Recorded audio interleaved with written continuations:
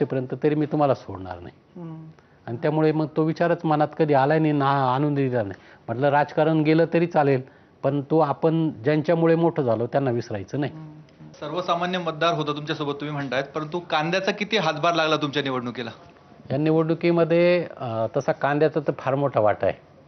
म्हणजे याच्या बाबतीत मी असं सांगेल की निवडणुकीची जी सांगता सभा होती पिंपळगाव बसवंतला, तर त्यावेळेस माजी आमदार अनिल कदम, जयंत भाऊ दिंडे, आम्ही सगळे म्हणजे अमोल कोल्हे साहेब होते, नंतर जयंत पाटील साहेब होते, परंतु आम्ही शेजारी बसलेलो होतो.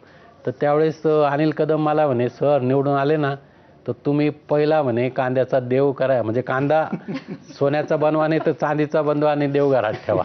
मग मी त्यांना म्हटलं देवघरात तर ठेवील, परंतु वाटलं तर एक कांदा गळ्यात तरी हिमताच करून आणि तो गळ्यात घालील. म्हटलं ठीक आहे, अजून करता आलं नाही पण तू नक्कीच करण्याचा प्रयत्न करेल. शेवटी कांदा हा इफेक्ट फार मोठा आहे मतदारसंघामध्ये. आणि म्हणजे ते जे कळवण आहे, देवळा आहे, चांदवड आहे, निफाड आहे, येवला आहे, नांदगाव आहे किंवा मालेगावचा, या सगळ्या भागामध्ये कांदा उत्पादन मोठ्या प्रमाणावर होतं. आणि शेतकऱ्यांच्या दृष्टीने ते एक पीक, म्हणजे मग ते उन्हाळ कांद्याचं असो किंवा लाल कांद्याचं असतो, परंतु त्याच्यावरती सगळी त्यांची आर्थिक गणितं अवलंबून आहे. आणि ती आर्थिक गणितं अलीकडच्या काळामध्ये, मागच्या काळामध्ये खूप, करोनाच्या काळापासून तर खूप डळमळीत झाली.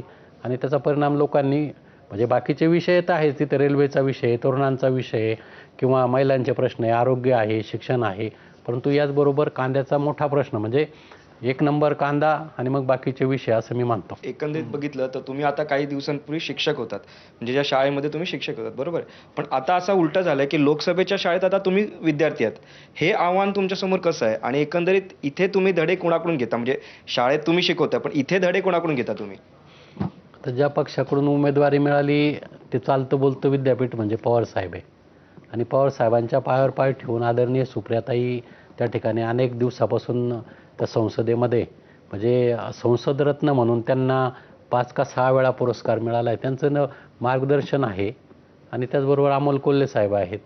आणि एक शिक्षक असल्यामुळे मला समाजामध्ये वेगवेगळे प्रश्न आहेत. आता संसदेमध्ये शिकण्यासाठी तर त्यांची मदत होणार आहे. आणि समाजात वागत असताना अनेक तुमच्या आमच्यासारखे किंवा सर्वसामान्य मतदाराकडून सुद्धा शिकायला आपल्याला मिळतं. या गोष्टी केल्या पाहिजे, त्या गोष्टी केल्या पाहिजे.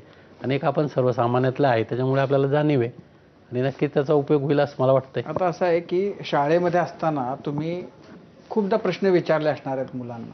हो. आता इथं असं आहे की इथं पल्लवी आहे, जिला तुम्ही विद्यार्थिनी म्हणून पण प्रश्न विचारले असतील आणि घरामध्ये मुलगी म्हणून पण शेकडो प्रश्न विचारले असतील.